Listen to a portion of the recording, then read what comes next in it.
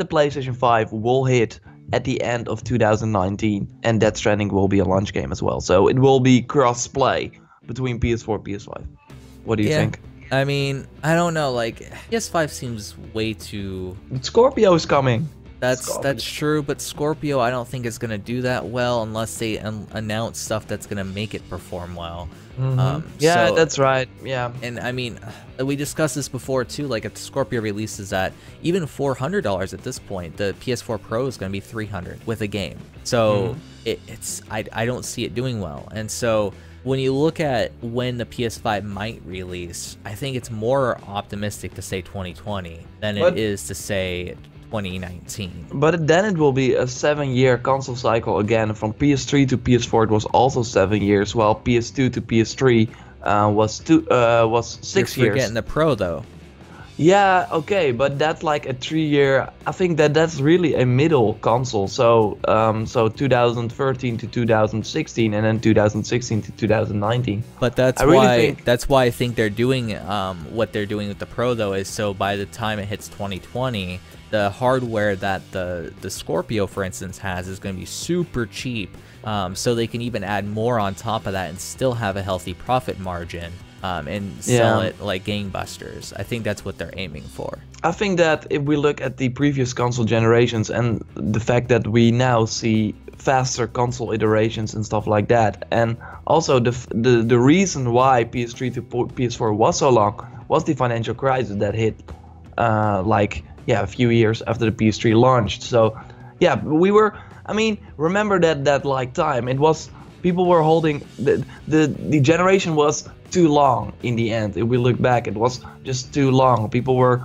like, the consoles were not selling as well, the games were not doing as well. People were, when the new consoles hit, everyone was excited again. So that's why the PS4 is of course selling so super well, because everyone was ready to jump on a new console because it has been so long. And I think that if we do this again, because if we look at the PS4 Pro, it's not this new step.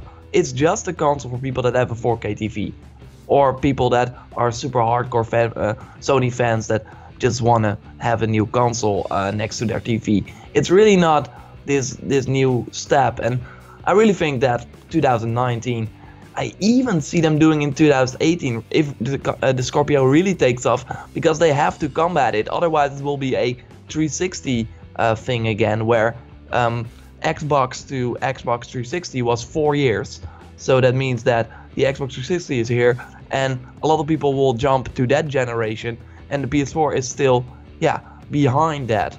So, actually, I'm gonna make a little revision. I think that I think that you're right that it might release in 2019, because of the fact that the PlayStation 4 was released 2013, so that would be 3 years because this one just released, and then 3 years after that's obviously 2019. So I think it is a possibility for it to release in 2019, a little bit more now than before, but I still don't think that that's what they want to do, just because 2020 I think sounds a lot better for a lot of reasons, because it would be a lot cheaper, it'll be a lot easier to build in more hardware, and depending on what Scorpio does, they might not even need to really rush one out, because the Pro is for 4K TVs, but that's exactly what the Scorpio is for. I mean, I don't really get what people see, and including, you know, your idea that like a new piece of tech, for example, like a PlayStation 4, a PlayStation 5, needs a super software revamp that has more features in it.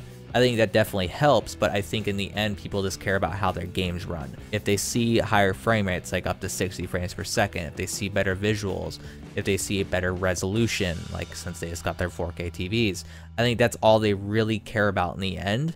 And especially now that the PlayStation 4 interface has been so refined, we're at a point now where if they just release a new iteration of that in terms of like a new operating system, it's going to be lacking features again, and people are going to be like, wow, this is missing, this is missing, this is missing.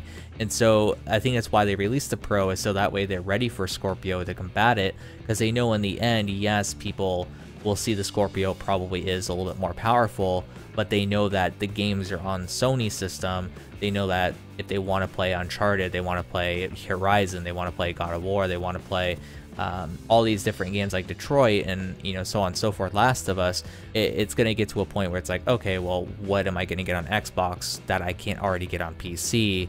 or what is on Xbox to begin with. Like Crackdown, okay, Crackdown's all right. Forza, okay, that's cool. Racing, I can get that also on my Sony system. And they're gonna be like, oh, Halo, that's already what, on the 80th version of it, or is it Call of Duty now or something? Like what's going on? They have Halo here? Wars as well. Woo! Oh yeah, an RTS on a console, guys. That sounds like a great idea. That first one sold so well.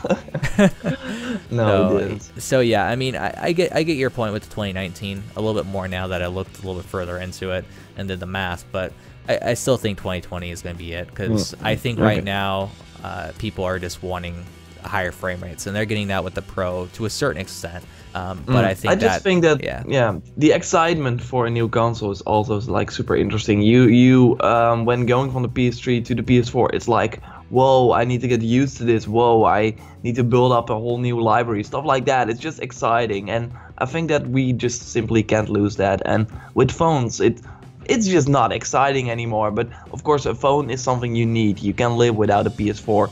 Maybe we can't, but I mean, you can really live without a PS4. Well, with a phone, it's like pretty hard these days.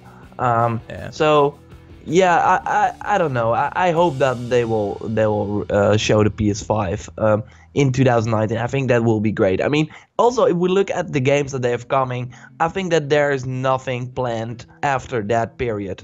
I mean, maybe we will see that at E3 2017, where they will show a new game that is like very early in development. But I think right now The Last of Us and Death Stranding are like the last big PS4 exclusives that they will release.